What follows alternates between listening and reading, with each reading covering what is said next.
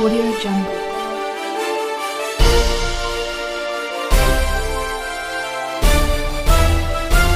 Audio Jungle. नमस्कार दोस्तों, पिछले वीडियो में हमने बात की थी राजस्थान के भौतिक स्वरूप थार के मरुस्थल की, जिसमें बात की थी हमने थार के मरुस्थल के प्रकार, विस्तार व विशेषताओं की। उसके बाद में आज बात करते हैं अपन इस वीडियो में थार के मरुस्थल का वर्गीकरण। थार के मरुस्थल का वर्गीकरण।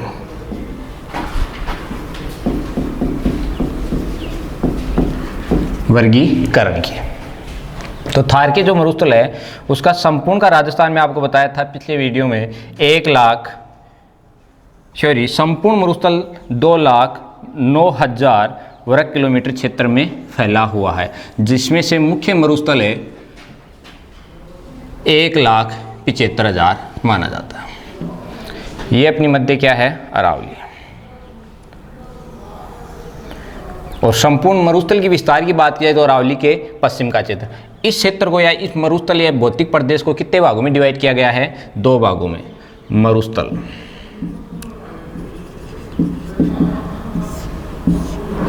नंबर 1 शुष्क मरुस्थल और नंबर 2 अर्ध शुष्क मरुस्थल। अर्ध शुष्क मरुस्थल 61.11% या 1,75,000।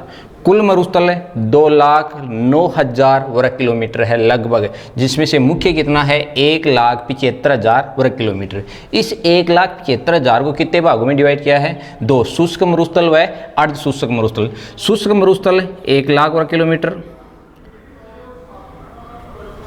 जबकि अर्ध शुष्क 75,000 वर्ग किलोमीटर। 1,00,000 जो मरुस्थल है क्षेत्रफल में फैला हुआ है, इसको भी पुनः कितने भागों में डिवाइड किया है, 2 भागों में। नंबर 1 बालू का स्तूप युक्त क्षेत्र और नंबर 2 बालू का स्तूप मुक्त क्षेत्र। नंबर 1 बालू का स्तूप युक्त क्षेत्र और नंबर 2 आता है बालू का स्तूप मुक्त क्षेत्र। जो बालू का स्तूप युक्त क्षेत्र है यह है 58.50%, जबकि बालू का स्तूप मुक्त क्षेत्र है 41.50 वर्ग किलोमीटर क्षेत्र में। बालू का स्तूप युक्त क्षेत्र लगभग 58.50 और बालू का स्तूप मुक्त क्षेत्र कितना है, 41.50। तो ये तो किसकी बात थी, शुष्क मरुस्थल की। अर्ध शुष्क की बात की जाए तो अर्ध शुष्क को भी कितने भागों में डिवाइड किया है, 4 भागों में डिवाइड कर रखा है। Number 1 Ghaggar basin, number 2 Shekhawati क्षेत्र, नंबर 3 नागौरी उच्च भूमि और नंबर 4 लूनी बेसिन, जिसे गोडवाड़ प्रदेश के नाम से भी जाना जाता है। मरुस्थल है 61.11, लगभग मुख्य मरुस्थल है 1,75,000 वर्ग किलोमीटर। 1,75,000 को कितने भागों में डिवाइड किया है, 2 में, शुष्क मरुस्थल व अर्ध शुष्क मरुस्थल। शुष्क मरुस्थल का विस्तार लगभग 1,00,000 वर्ग किलोमीटर माना जाता है और अर्ध शुष्क का 75,000। इस शुष्क मरुस्थल को पुनः कितने भागों में डिवाइड किया है, 2 बालू का स्तूप युक्त क्षेत्र जो लगभग 58.50 है और बालू का स्तूप मुक्त क्षेत्र जो लगभग 41.50 है। अर्ध शुष्क 75,000 वर्ग किलोमीटर को कितने भागों में, पुनः 4 भागों में। Number 1 Ghaggar basin, number 2 Shekhawati क्षेत्र, नंबर 3 नागौरी उच्च भूमि, नंबर 4 लूनी बेसिन। तो सबसे पहले बात करते हैं अपन शुष्क मरुस्थल की। शुष्क मरुस्थल देखो, शुष्क मरुस्थल के बालू का स्तूप युक्त क्षेत्र व मुक्त क्षेत्र 2 भाग है। बहुत बार यहाँ से प्रश्न पूछा जाता है कि निम्न में से बालू का स्तूप युक्त क्षेत्र है या नहीं है। तो देखो शुष्क मरुस्थलीय प्रदेश, शुष्क मरुस्थलीय प्रदेश शुष्क मरुस्थलीय प्रदेश को दोस्तों बताया अभी आपको कितने भागों में डिवाइड किया है, 2 भागों में डिवाइड किया है। इसका विस्तार की बात की जाए पहले तो इसका मुख्यतः विस्तार माना जाता है जैसलमेर, बाड़मेर, बीकानेर, जोधपुर। हालांकि इसमें जैसे उत्तरी पूर्वी चूरू भी आता है, दक्षिणी गंगानगर भी आता है, लेकिन मुख्य विस्तार कितने जिलों में है, 4, जैसलमेर, बाड़मेर, बीकानेर व जोधपुर। जो शुष्क मरुस्थलीय प्रदेश है इसे 2 भागों में बताया था। नंबर 1 बालू का स्तूप युक्त क्षेत्र, बालू का स्तूप युक्त क्षेत्र, और नंबर 2 बात की थी बालू का स्तूप मुक्त क्षेत्र की बात की, मुक्त क्षेत्र। अब वे क्षेत्र कौन से जहां पर रेत के टीलों का निर्माण होता था, जो बालू का स्तूप युक्त क्षेत्र है, वो कौन से हैं, देखो सुने।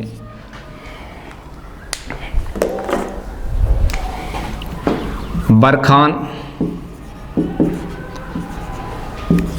दरियन, लुनेट, नेबखा, पैराबोलिक,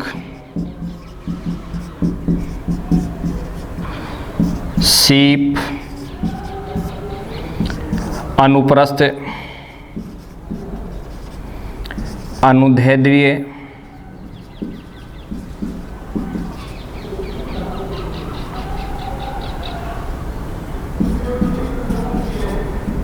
और नंबर 9 तारा।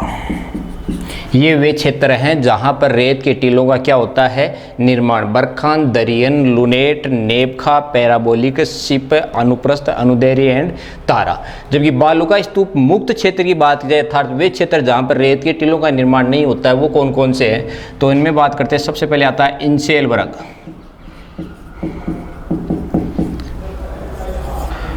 गारा, हमादा, रेग, अर्ग, पेडिमेंट, बजादा, बालसन और पलाया। ये वे क्षेत्र हैं जहां पर रेत के टीलों का निर्माण नहीं होता था। निम्न में से कई बार यहाँ से क्वेश्चन पूछा जाता है कि निम्न में से वह क्षेत्र है जो बालू का स्तूप युक्त है या नहीं है। तो इंसेलबर्ग, गारा, हमादा, रेग, अर्ग, पेडिमेंट, बजादा, बालसन, पलाया, ये वे क्षेत्र हैं जो किसमें सम्मिलित होते हैं, बालू का स्तूप मुक्त क्षेत्र में। और ये बालू का स्तूप युक्त क्षेत्र। तो सबसे पहले इनकी बात करते हैं, बालू का स्तूप युक्त क्षेत्र की।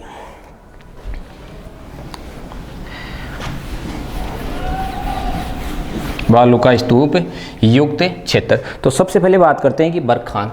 तो बरखान की बात की जाए तो मरुस्थलीय क्षेत्रों में गतिशील नवीन बालूयुक्त अर्धचंद्राकार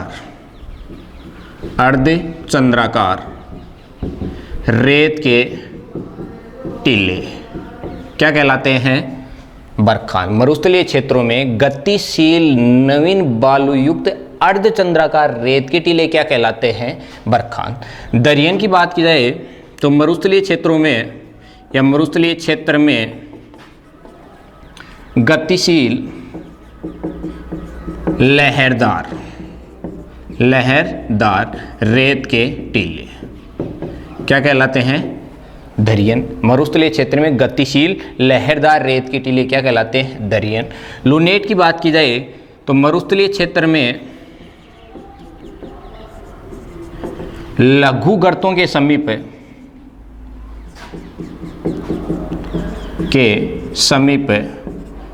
बनने वाले नवचंद्राकार रेत के टीले क्या कहलाते हैं, लुनेट। मरुस्थलीय क्षेत्र में लघु गर्तों के समीप, छोटे छोटे गड्ढों के समीप नवचंद्राकार आकृति के जो रेत के टीले हैं वो क्या कहलाते हैं, लुनेट।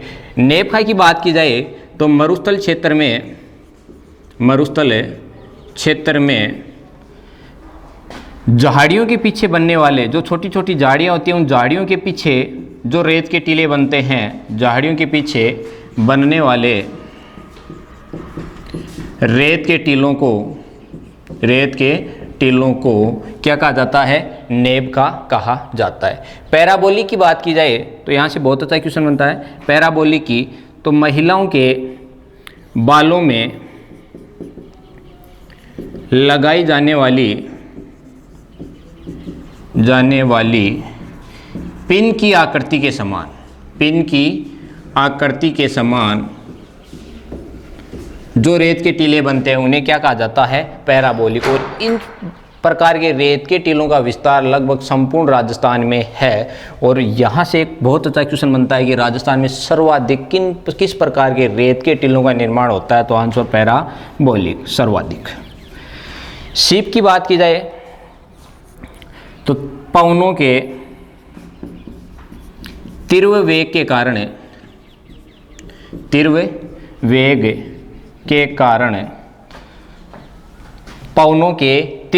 के कारण कठोर शैलों के अग्रभागों पर बनने वाले रेत के टीले क्या कहलाते हैं? सीप। अनुप्रस्थ की बात की जाए तो पवनों के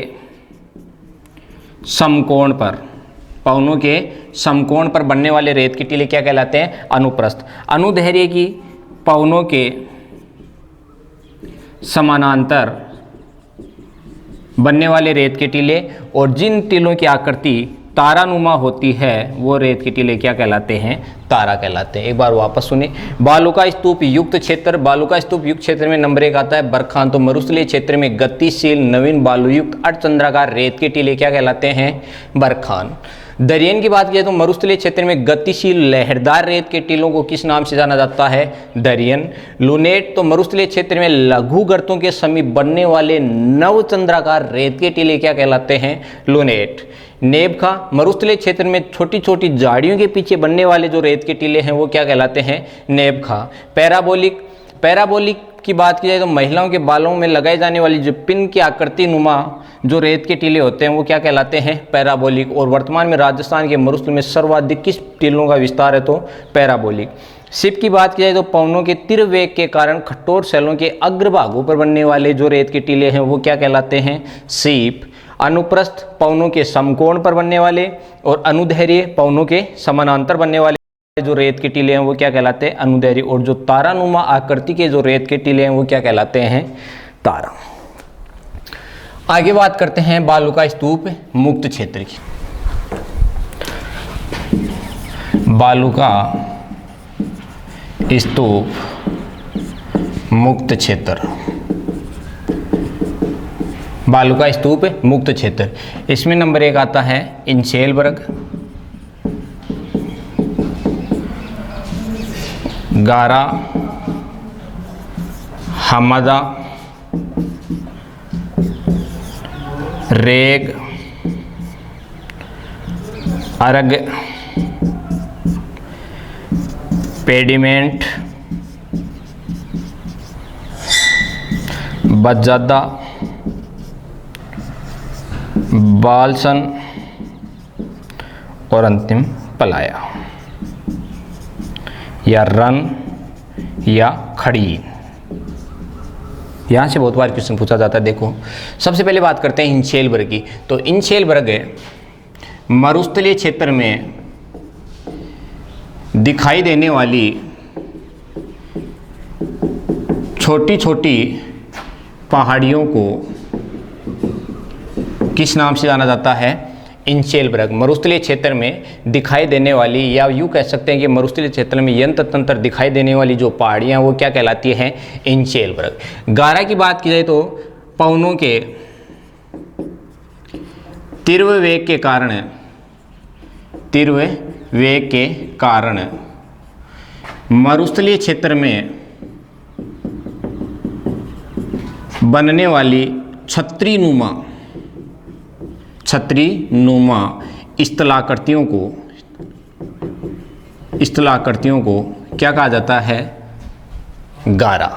पवनों के तीव्र वेग के कारण मरुस्थलीय क्षेत्र में बनने वाली छतरीनुमा स्थलाकृतियों को क्या कहा जाता है? गारा कहा जाता है। हमादा पहले बता चुका हूँ, चट्टानी मरुस्थल को क्या कहा जाता है? हमादा। और इस हमादा का सर्वाधिक जो विस्तार है वो जैसलमेर के मोहनगढ़ व पोखरण में, मोहनगढ़, पोखरण व रामगढ़, इसमें इसका क्या है? सर्वाधिक विस्तार। रेत की बात की जाए तो पथरीला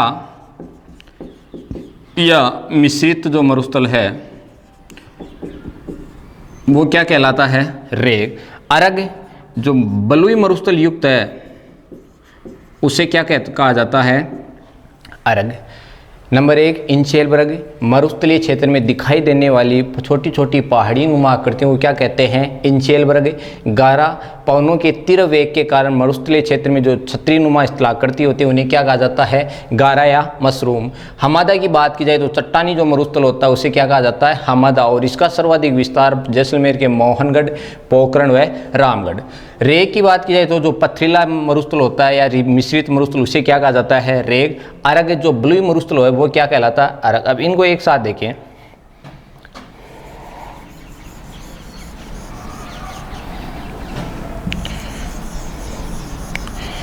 इसका नाम दो पर्वतीय अग्रभाग, पर्वतीय अग्रभाग। उसके बाद में जो पर्वतीय अग्रभाग है इसका जो निम्न क्षेत्र है पेडिमेंट, पेडिमेंट का जो निम्न क्षेत्र है ये कहलाता है बजादा। और जो ये क्षेत्र है इसका नाम है बालसन, बालसन। तो सबसे पहले बात करते हैं अपन पेडिमेंट की। तो पेडिमेंट और जो ये मध्य का क्षेत्र है ये है पलाया झील, पलाया झील।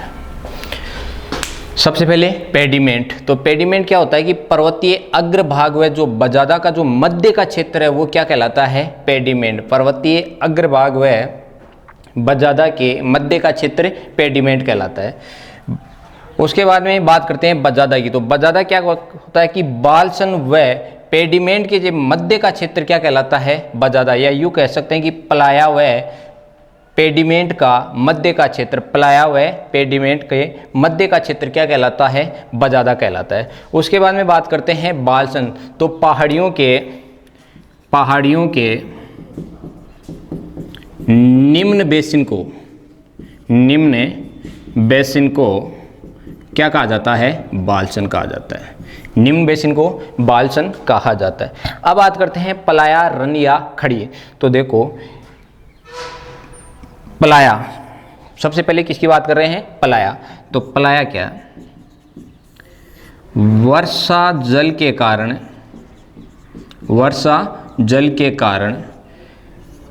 बालसन के मध्य, वर्षा जल के कारण बालसन के मध्य, ये बालसन ये बालसन के मध्य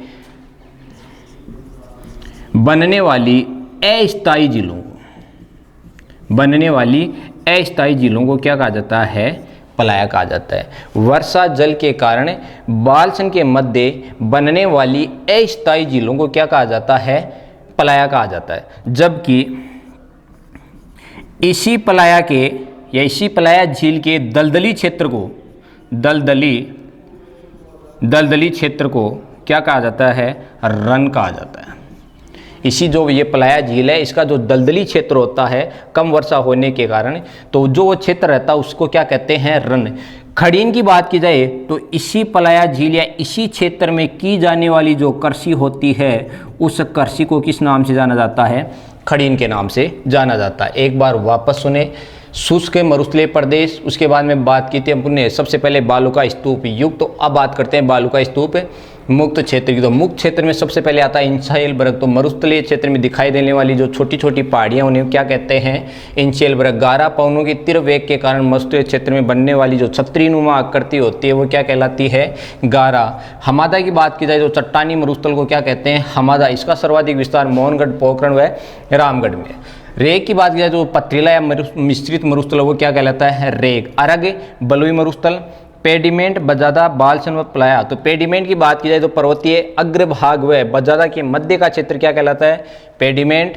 उसके बाद में आता है बजादा। तो बालसन या अपन ले सकते हैं कि प्लाया झील व पेडिमेंट के मध्य का क्षेत्र क्या कहलाता है, बजादा कहलाता है। बालसन पहाड़ियों के निम्न बेसिन क्षेत्र को किस नाम से जानते हैं, बालसन के। प्लाया की बात की जाए तो वर्षा जल के कारण बालसन के मध्य बनने वाली अस्थायी झीलों को क्या कहा जाता है, पलाया। और इसके जो इस झील का जो दलदली क्षेत्र होता है वो क्या कहलाता है, रन। और इसी क्षेत्र में की जाने वाली जो कृषि होती है वो क्या कहलाती है, खड़ीन कहलाती है। तो ये था हमारा शुष्क मरुस्थलीय प्रदेश, जिसे दो भागों में डिवाइड किया था, बालू का स्तूप युक्त व मुक्त क्षेत्र। अब बात करते हैं दोस्तों अर्ध शुष्क मरुस्थलीय प्रदेश की। अर्ध शुष्क मरुस्थलीय प्रदेश,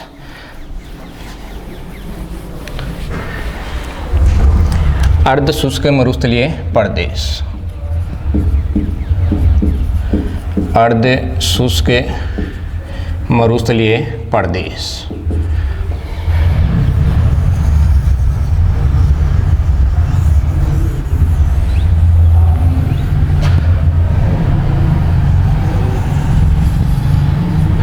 अर्ध शुष्क मरुस्थलीय प्रदेश, देखो ये अपनी मध्य अरावली है, इसके बाद में बात करते हैं अरावली की।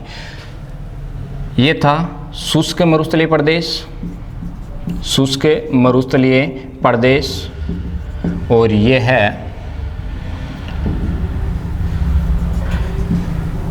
अर्ध शुष्क,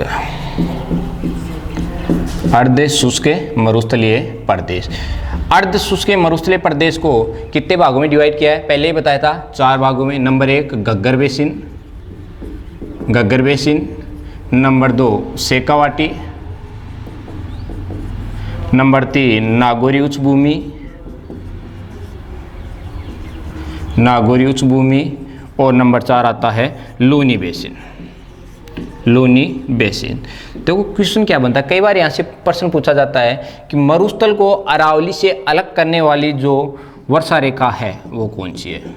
तो एक तो ये रेखा गुजरती है, इसका नाम है 50 सेंटीमीटर वर्षा रेखा। जो 50 सेंटीमीटर वर्षा रेखा का कार्य है वो मुख्य कार्य क्या है कि यह मरुस्थल को किससे अलग करती है, अरावली से। यह इसका कई बार यूँ भी पूछा जाता है कि कौन सी वर्षा रेखा है जो राजस्थान को दो भागों में डिवाइड करती है, तो वो भी कौन सी है, 50 सेंटीमीटर वर्षा रेखा। या यूँ पूछ सकता है कि राजस्थान को 2 जलवायु प्रदेशों में विभाजित करने वाली वर्षा रेखा, तो भी आंसर 50 सेंटीमीटर वर्षा रेखा, क्योंकि इसके इधर में पश्चिम की बात की जाए इधर तो 50 सेंटीमीटर से कम वर्षा, जबकि पूर्व में बात की जाए तो 50 सेंटीमीटर से अधिक वर्षा। उसके बाद में शुष्क मरुस्थलीय प्रदेश को अर्ध शुष्क मरुस्थलीय प्रदेश से अलग करने वाली जो वर्षा रेखा है वो कौन सी है, 25 सेंटीमीटर वर्षा रेखा। शुष्क व अर्ध शुष्क को अलग करने वाली वर्षा रेखा 25 सेंटीमीटर, जबकि मरुस्थल को अरावली से अलग करने वाली वो कौन सी है, 50 सेंटीमीटर। उसके बाद में कई बार ये क्वेश्चन भी पूछा जाता है कि अंतर्राष्ट्रीय सीमा या रेड क्लिफ के समानांतर गुजरने वाली वर्षा रेखा कौन सी है, 10 सेंटीमीटर। या शुष्क मरुस्थलीय प्रदेश से गुजरने वाली वर्षा रेखा कौन सी है, तो वो कौन सी है, 10 सेंटीमीटर। अब सबसे पहले बात करते हैं गग्गर बेसिन की। गग्गर बेसिन,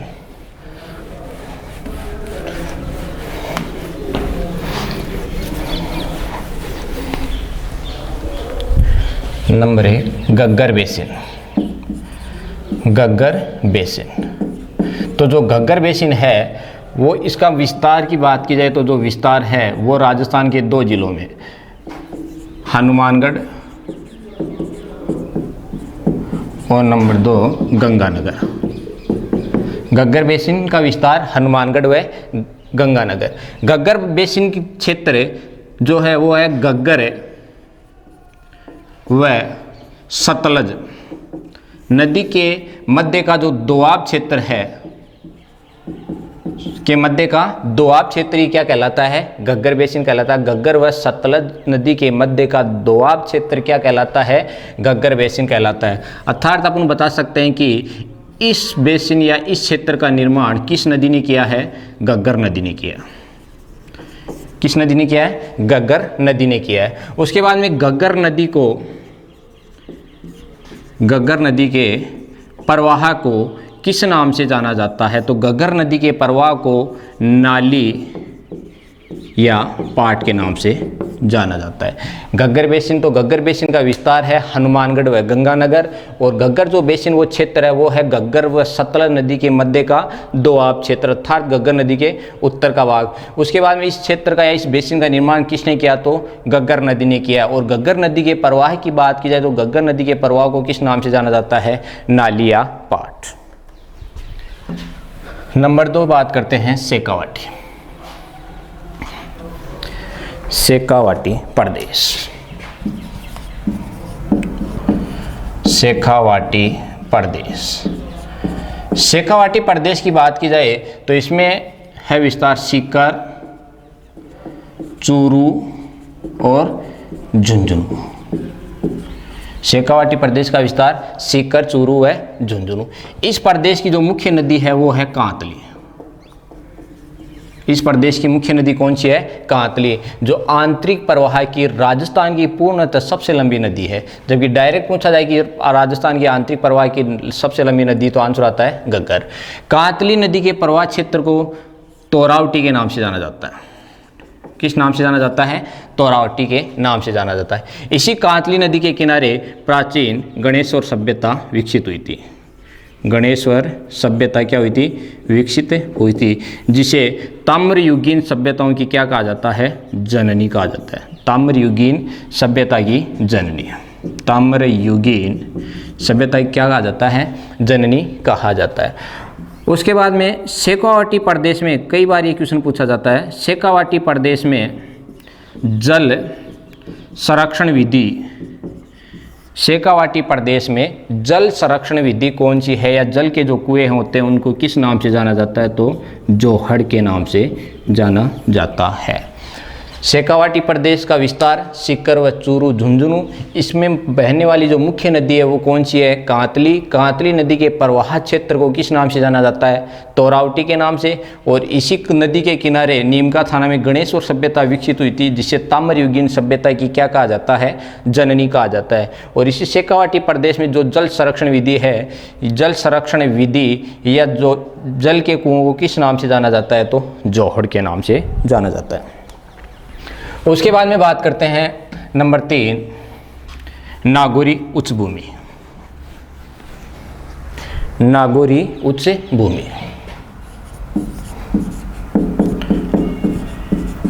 नागौरी उच्च भूमि।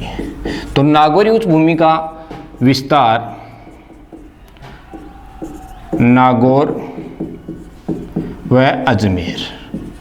जबकि मुख्य विस्तार पूछा जाए नागौरी उच्च भूमि का तो मुख्य विस्तार है नागौर जिले में। कहाँ है? नागौर जिलों में। सबसे पहले बात करते हैं कि उच्च भूमि क्या है। तो यह पार्ट जो है यह अरावली से अलग हुआ है। यह अपन बता सकते हैं कि अरावली से अलग हुए उच्च भाग को ही किस नाम से जाना जाता है? नागौरी उच्च भूमि के नाम से जाना जाता है। और इसका विस्तार है मुख्यतः नागौर में है। इस अरावली या नागौरी उच्च भूमि को 3 श्रेणियों में डिवाइड किया गया है। कितनी श्रेणियों में डिवाइड किया गया है? 3 श्रेणियों में। नंबर 1 मकराना श्रेणी, नंबर 2 मांगलोद श्रेणी, और नंबर 3 जायल श्रेणी।